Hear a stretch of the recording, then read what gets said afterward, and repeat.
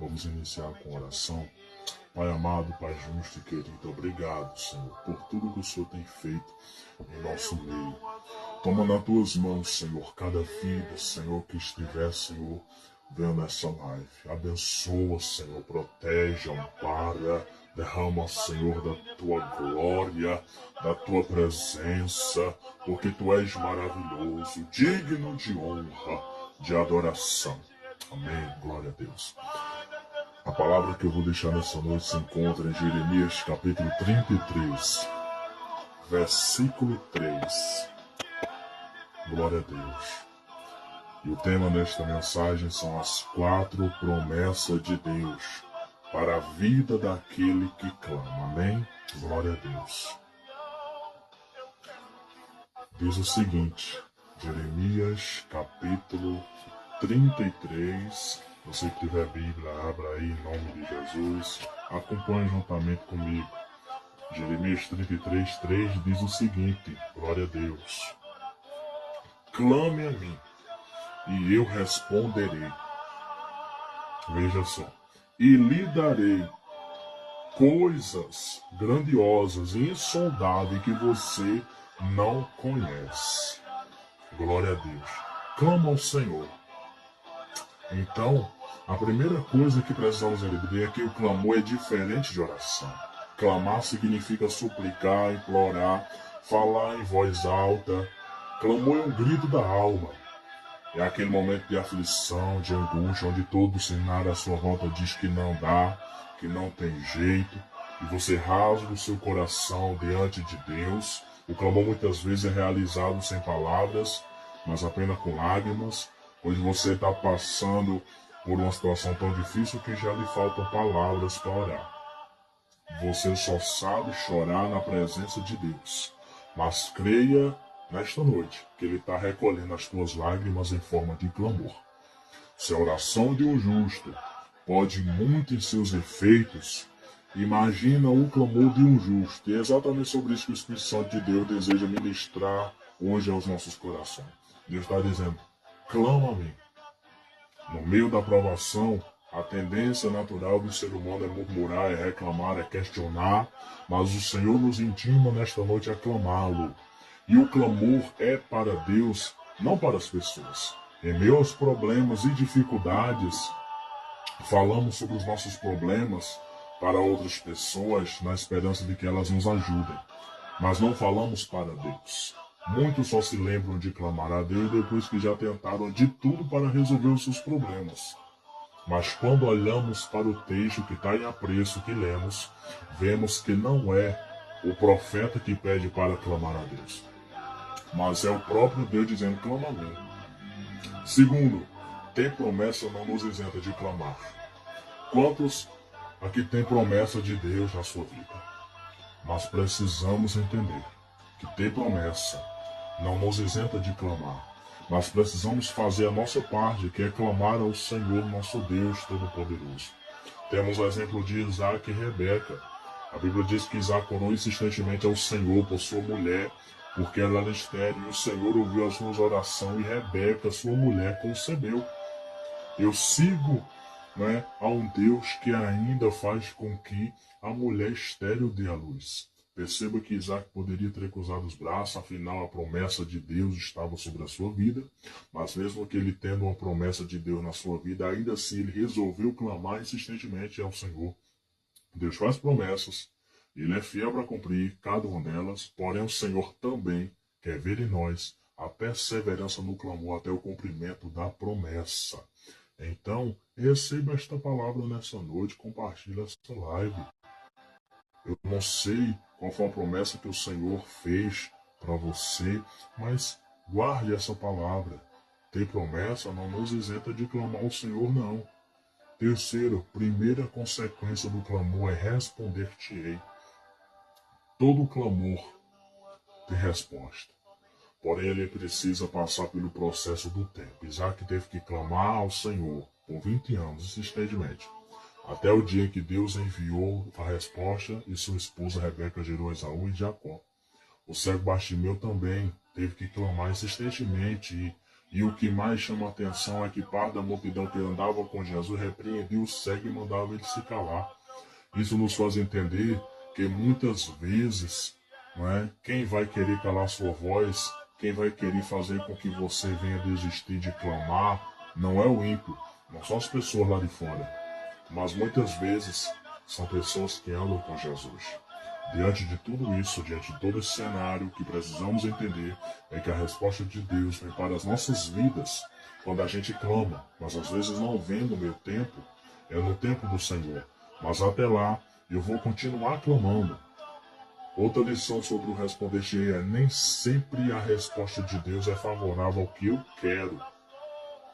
E por mais que isso seja difícil de entender, precisamos estar sensíveis a isso, pois o Senhor é soberano. E por mais que o não do Senhor na nossa vida possa doer, precisamos entender que Deus, como nosso Pai, sabe o que é melhor para cada um de nós. Outra lição sobre o responder-te-ei. Às vezes Deus demora a responder, pois a motivação do nosso clamor está errada. Lembra de Ana? Ana clamou por quanto tempo? Durante anos pedindo um filho. Mas no dia em que ela mudou a motivação do seu clamor, Deus mudou a história. Deus mandou a resposta, né? Ela disse: Senhor, eu que vou te dar um filho. Qual tem sido a motivação do teu clamor? O carro é para a obra? O recurso da empresa para investir no reino? Portanto, segunda consequência do clamor é: anunciar-te-ei coisas grandes. Ele está dizendo que enquanto você clama, ele vai anunciar para você coisas grandes, coisas que vão te surpreender e que vão impactar todos à tua volta. Em Efésios 3:20 diz: ora, aquele que é poderoso para fazer tudo muito mais abundantemente além daquilo que pedimos ou pensamos, segundo o poder que em nós opera. Enquanto você clama, Deus está providenciando coisa grande para a tua vida, bênçãos da parte de Deus que vão além daquilo que você tem clamado e pedido ao Senhor. Pois nós só enxergamos aquilo que está na nossa frente, mas Deus, através da sua onipotência, sabe daquilo que vamos precisar lá na frente. E por isso ele já está agindo e preparando para nossas vidas. Terceira consequência do clamor é anunciar coisas firmes. Deus não trabalha com instabilidade. Nós é que somos instáveis. Hoje eu estou bem, amanhã já não estou tão bem.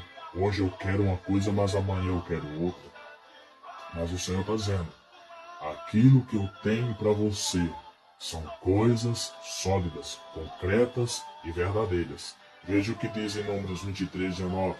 Deus não é homem para que minta, e nem filho do homem para que se arrependa. Porventura diria ele, não o faria, ou falaria e não o confirmaria.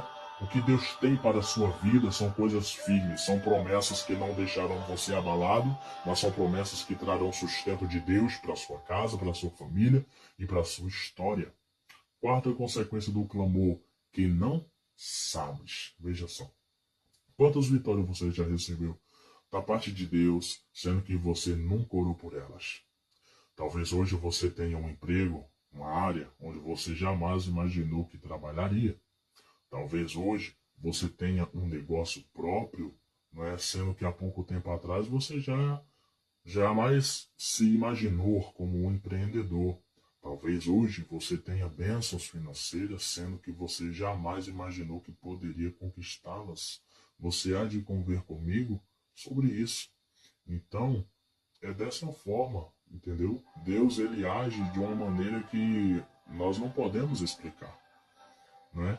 Quem sabe hoje você exerce uma função na igreja, sendo que no passado você nem gostava de crente, lembra? Então, Deus é um Deus que tem firmeza. Veja o que a Bíblia diz em 1 Coríntios 2:9. Mas como está escrito, as coisas que o olho não viu, o ouvido não ouviu e não subiram ao coração do homem, são as que Deus preparou para os que o amam. Da mesma forma que hoje você tem vivido coisas que jamais imaginou viver, Deus ainda tem coisa nova que você não sabe, mas que Ele já preparou para você viver. Então, o teu clamor move o coração de Deus. Não cesse de clamar. pois é através do teu clamor que muralhas vão vir ao chão. É através do teu clamor que os milagres de Deus vão chegar na sua casa. É através do seu clamor que você vai viver o impossível. Não deixe a multidão calar o teu clamor. Não permita que as circunstâncias calem o teu clamor. Então, guarda a palavra, pratica a palavra, busca o Senhor. A Bíblia diz, aleluia, lá em Êxodo 3:7, que Deus ouviu o clamor do seu povo que estava no Egito, que estava sendo escravizado por Faraó, benção.